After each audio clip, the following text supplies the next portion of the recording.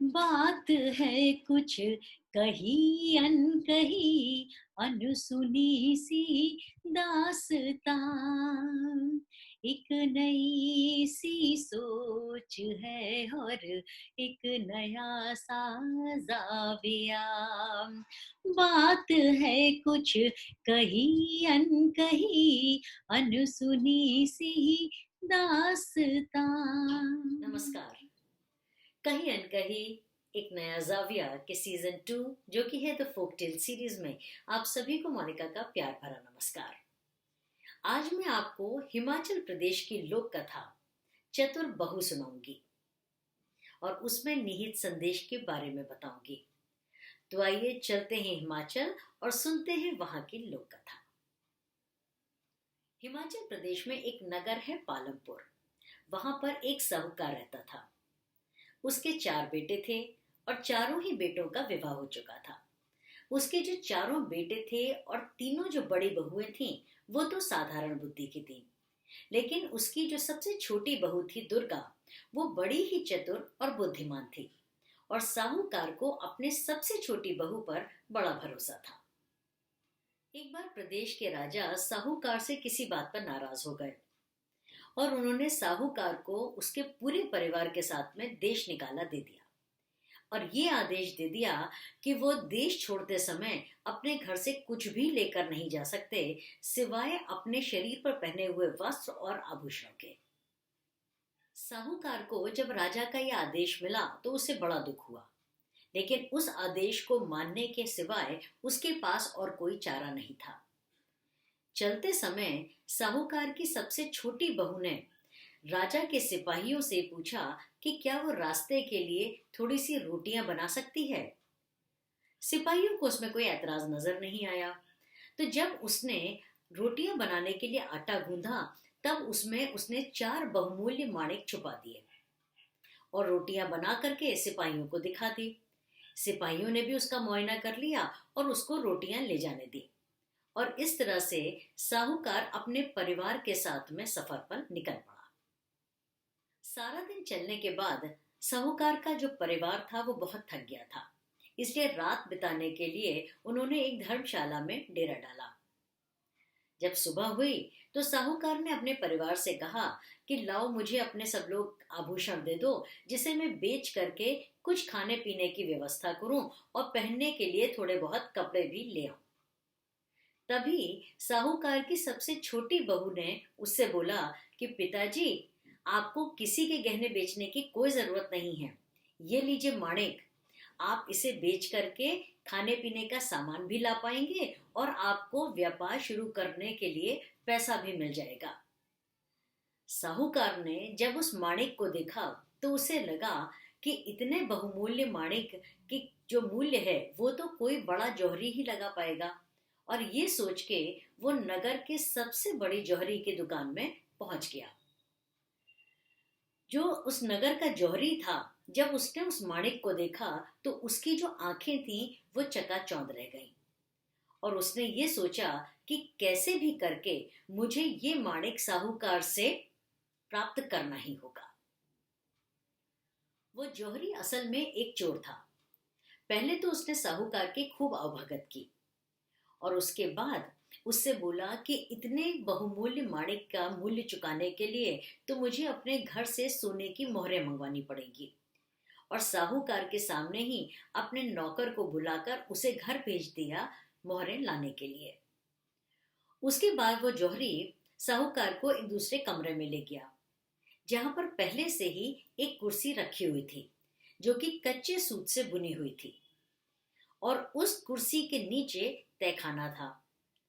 क्योंकि कुर्सी के ऊपर एक पतली सी गद्दी लगी थी, इसलिए साहूकार को उस पे कोई शक भी नहीं हुआ और उसने साहूकार को उस कुर्सी पर बैठने के लिए कह दिया।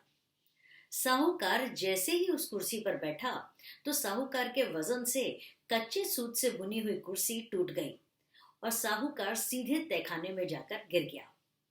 जैसे ही वो तहखाने में गिरा, इस जौहरी ने एक बड़े से पत्थर से उस तहखाने का मुंह बंद कर दिया और वहां से वो निकल आया और उस बहुमूल्य माणिक को उसने अपनी तिजोरी में बंद कर दिया। उधर धर्मशाला में साहूकार का परिवार उसकी प्रतीक्षा करता रहा। जब सुबह होने तक साहूकार वापस नहीं आया तब उन्हें थोड़ी चिंता सताने लगी। तब दुर्गा ने दूसरा माणिक निकालकर अपने पति को देते हुए कहा कि आप इस माणिक को लेकर बाजार जाइए और इसे बेच करके कुछ खाने पीने की व्यवस्था कीजिए, और अगर आपको पिताजी मिल जाते हैं तो इस माणिक को आप वापस ले आइएगा। उसका बेटा भी उसी जौहरी की दुकान पर पहुंचा जहां की साहूकार गया था, और इस जौहरी ने उसके साथ में भी वही किया जो उसने साहूकार के साथ में किया था। अब साहूकार और उसका सबसे छोटा बेटा दोनों ही जौहरी के तहखाने में कैद थे। जब दुर्गा का पति सुबह तक वापस नहीं आया तब दुर्गा को चिंता सताने लगी, और उसने सोचा कि अब मुझी को पता लगाने पड़ेगा कि मेरे ससुर और पति कहाँ खो गए हैं।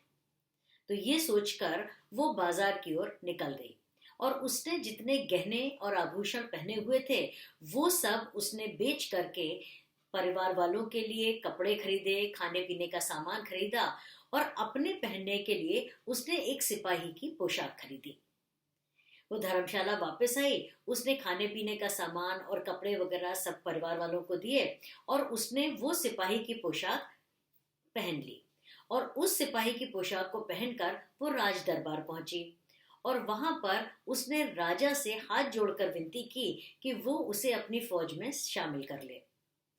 राजा ने भी जब उस सुंदर युवक को देखा तो वो तुरंत ही उसे अपनी सेना में शामिल होने के लिए वो राजी हो गए। दुर्गा को महल के चारों तरफ पहरेदारी करने का काम सौंपा गया। कुछ दिनों से महल के पशुशाला में रोज रात को एक राक्षस आके उत्पात मचाता था। कोई भी सिपाही उस तरफ पहरा देने के लिए तैयार नहीं होता था। जब दुर्गा को इसके बारे में पता चला तो उसने राजा से आज्ञा मांगी कि वो उसे आज्ञा दे कि वो वहां पर पहरा दे सके। पहले तो राजा इतनी कम उम्र के नौजवान को इतना जोखिम भरा काम देने के लिए राजी नहीं हुए, लेकिन दुर्गा के बार बार उनसे कहने पर वो आखिरकार उन्होंने वो आज्ञा उसे दे दी। जंगल के रास्ते में एक बहुत बड़ा और घना पेड़ था। दुर्गा उसी पेड़ पर जाकर बैठ गई। उसने एक चाकू से अपनी उंगली में घाव भी कर लिया, जिससे कि उसको दर्द के मारे नींद ना आए, और वो उस राक्षस का इंतजार करने लगी। जब आधी रात हुई तब उसे जंगल की तरफ से कुछ आहट सुनाई दी, और देखते ही देखते एक बहुत बड़ा भैंसा सींग उठाए महल की दीवार की तरफ भागता चला आ रहा था। वह समझ गई कि यही राक्षस है। वो भैंसा जैसे ही पेड़ के नीचे आया, दुर्गा अपने दोनों हाथों में तलवार लेकर उस पर कूद पड़ी, और उसने उसी तलवार से उसका सर धड़ से अलग कर दिया। जब राजा को इसके बारे में पता चला तब तो वो बहुत प्रसन्न हुए, और उसने दुर्गा को बुलाया और कहा कि मैं तुम्हारी बहादुरी से बहुत खुश हूं, बताओ तुम्हें क्या इनाम चाहिए। दुर्गा ने राजा से बोला, महाराज, यदि आप मुझसे प्रसन्न हैं तो मुझे नगर की सुरक्षा का काम सौंप दें। इतनी बड़ी जिम्मेदारी एक नवयुवक को देना राजा के लिए बहुत ही चुनौतीपूर्ण था, परंतु राजा को उसकी बहादुरी और उसकी समझदारी पर पूरा भरोसा भी था। तो उन्होंने दुर्गा को नगर का कोतवाल बना दिया। दुर्गा ने सोचा कि मुझे अपने पति और अपने ससुर की खोज में निकलना होगा, और फिर उसके दिमाग में एक विचार आया कि मेरे जो ससुर थे वो बहुत ही योग्य व्यापारी थे। वो इतने बहुमूल्य माणिक को बेचने के लिए जरूर ही नगर के सबसे बड़े जौहरी के पास गए होंगे, और मुझे भी उसी जौहरी के पास जाना चाहिए। मुझे पूरा विश्वास है कि उस जौहरी को मेरे पति और मेरे ससुर के बारे में जरूर ही कोई ना कोई खबर होगी। दुर्गा नगर के सबसे बड़े जौहरी की दुकान पर पहुंचती है, और वहां जाकर जौहरी से कहती है कि हमारी राजकुमारी का शीघ्र ही विवाह होने वाला है, और महाराज की इच्छा है कि उसे माणिक से जड़ा हुआ घर बनवा कर दिया जाए। तो मुझे कोई बहुमूल्य माणिक दिखाइए। जौहरी उसे अनेक माणिक दिखाता है, पर दुर्गा को कुछ भी पसंद नहीं आता है। वो जौहरी से कहती है कि ये सब आप क्या दिखा रहे हैं मुझे, कुछ बहुमूल्य चीज दिखाइए, कुछ राजकुमारी के पद के अनुरूप चीज दिखाइए। तब वो जौहरी तिजोरी खोलकर दुर्गा को वही माणिक दिखाता है जो उसने साहूकार से धोखे से प्राप्त किया होता है। दुर्गा उस माणिक को देखते ही पहचान जाती है और सोचती है कि ये तो वही माणिक है जो उसके ससुर बाजार में बेचने के लिए लेकर आए थे। दुर्गा जैसे ही उस माणिक को देखती है, वैसे ही वो सिपाहियों को आदेश देती है कि सिपाहियों पकड़ लो इसे, ये जौहरी नहीं एक बहुत बड़ा चोर है। और फिर वो जौहरी से कहती है कि सच सच बताओ कि ये माणिक तुमने कहाँ से छीना है और किससे छीना है, और उस व्यक्ति को तुमने कहाँ रखा है। अगर तुम सच नहीं बोलोगे तो मैं तुम्हारा सर धड़ से अलग कर दूंगी। महाराज ने किसी भी अपराधी को मैं जो चाहूं वो सजा दे सकती हूं, ये आज्ञा और ये आदेश राजा ने मुझे दे दिया है। और इतना कहना था कि दुर्गा अपनी तलवार निकालती है जौहरी को मारने के लिए। दुर्गा सबको लेकर के महल पहुंचती है और वहां जाके राजा को पूरी कहानी बताती है। मेरे नगर का सबसे बड़ा जौहरी चोर है। राजा के क्रोध का तो ठिकाना नहीं रहता।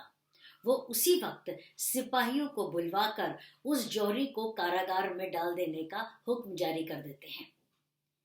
और राजा इस युवक कोतवाल की बुद्धिमत्ता और इसकी वीरता से बहुत प्रभावित होते हैं और सोचते हैं कि इसे मेरे नगर का कोतवाल नहीं, मेरा दामाद होना चाहिए। और उसके सामने वो राजकुमारी से विवाह का प्रस्ताव रख देते हैं। महाराज, मैं ऐसा नहीं कर सकता, मुझे क्षमा कर दीजिए। और ये कहकर दुर्गा महाराज के पैरों में गिर पड़ती है। क्या मतलब है नहीं कर सकता? तुम वीर हो, बहादुर हो, और मैं तो चाहता हूं कि तुम मेरे दामाद बनो, इसमें क्या परेशानी हो सकती है? तब दुर्गा सिपाही का वेश बदलकर अपने असली रूप में आ जाती है और फिर राजा को पूरी कहानी बताती है कि किस प्रकार से अपने पति और अपने ससुर की खोज करने के लिए उसने सिपाही का रूप धारण किया था। राजा न सिर्फ दुर्गा को क्षमा कर देते हैं, बल्कि उसके पति और उसके ससुर को नगर में व्यापार करने की आज्ञा भी दे देते हैं। इस कहानी से हमें संदेश मिलता है कि हमें विपरीत परिस्थिति में कभी हिम्मत नहीं हारनी चाहिए और धैर्य और विवेक से काम लेना चाहिए। जैसा कि दुर्गा ने किया कि अगर वो धैर्य और विवेक से काम नहीं लेती तो क्या वो अपने पति और ससुर को खोज पाती। इस कहानी से हमें एक और भी संदेश मिलता है कि कोई जरूरी नहीं कि हमेशा शारीरिक क्षमता की ही आवश्यकता पड़े किसी भी परिस्थिति से निकलने के लिए। कई बार जो हमारी मानसिक क्षमता और बल होता है, that is mental capability and strength, वो भी बहुत मददगार सिद्ध होता है बड़ी से बड़ी मुसीबत या बड़ी से बड़ी परेशानी से निकलने के लिए और बाहर आने के लिए। Social and behaviour change communication का प्रिंसिपल भी यही कहता है कि व्यवहार परिवर्तन के दौरान हो सकता है कि आपको कई बार विपरीत परिस्थितियों का सामना करना पड़े और हो सकता है कि कई बार आपको अपने चारों तरफ ऐसे लोग मिलें कि जो कि आपको वापस से उसी व्यवहार की ओर जाने के लिए प्रेरित करें जहां से कि आप बाहर निकल कर आए हैं। ऐसे में आपको अपने विवेक का सहारा लेना चाहिए और अपने धैर्य से कार्य करना चाहिए और अपने व्यवहार परिवर्तन की जो प्रक्रिया है उसको निरंतर करते रहना चाहिए। उम्मीद करती हूँ आपको आज का ये एपिसोड, आज की ये कहानी पसंद आई होगी। तो मेरे चैनल को लाइक और सब्सक्राइब करना मत भूलिएगा और अपने कमेंट्स वो लिखना मुझे मत भूलिएगा। अगले एपिसोड में एक नए प्रांत लेकर चलूंगी, वहां की लोक कथा सुनाने के लिए। और तब तक के लिए आपसे विदा लेना चाहूंगी अपनी पूरी टीम कहीं अनकहीं की ओर से। नमस्कार।